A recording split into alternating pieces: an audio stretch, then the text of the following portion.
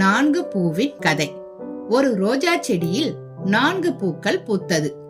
4 பூவும் ஒரே மாதிரியான வாசனை உடைய பூவாக இருந்தது.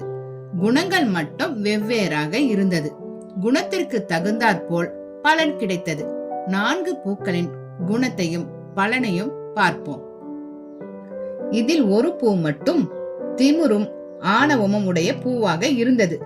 அந்த பூவின் நிலை என்ன என்பதை கதையில் பார்ப்போம். 4 பூவின் கதை.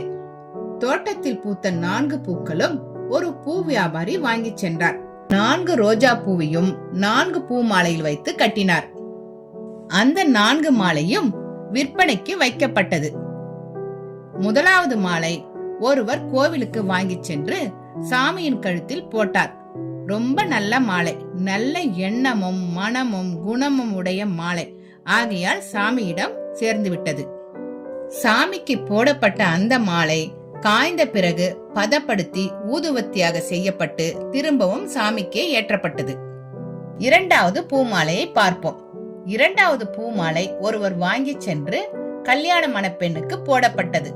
கல்யாண வீட்டு பெண் அரண்மனை வீட்டு பெண் ஆகையால் கல்யாணமும் பிரம்மாண்டமாக இருந்தது, பூமாலையும் பிரம்மாண்டமாக இருந்தது.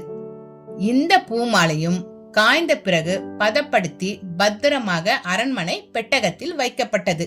இந்த பூமாலையும் நல்ல குணமும் மனமும் உடைய பூ ஆகையால் அரண்மனையில் பத்திரமாக இருக்கிறது. மூன்றாவது மாலையை வாங்கி சென்று இறந்தவங்க வீட்டில் போடப்பட்டது. அந்த பூமாலையை ரோட்டில் வீசப்பட்டு அனைவரின் கால்களிலும் மிதிப்பட்டு வாகனங்கள் அதன் மீது ஏறி உரு தெரியாமல் போனது. நான்காவது பூமாலையை பார்ப்போம். நான்காவது பூமாலையை ஒருவர் வாங்கி சென்று பிரம்மாண்டமான வீடு கட்டி புதுமனை புகுவிழா செய்கிறார். அவர் வீட்டின் தலைவாசலுக்கு போடப்பட்டது. அந்த வீட்டு வாசலில் இருந்த மாலையை மறுநாள் ஒரு பசுமாடு சாப்பிட்டது. அந்த மாட்டின் சாணம் வயலுக்கு உரமாக போடப்பட்டது. அங்கு அழகிய நெல் மணிகள் விதைத்து பயிரானது. இந்த பூமாலையும் நல்ல குணமும் மனமும் உடைய பூ ஆகையால் திரும்பவும் பயிரானது.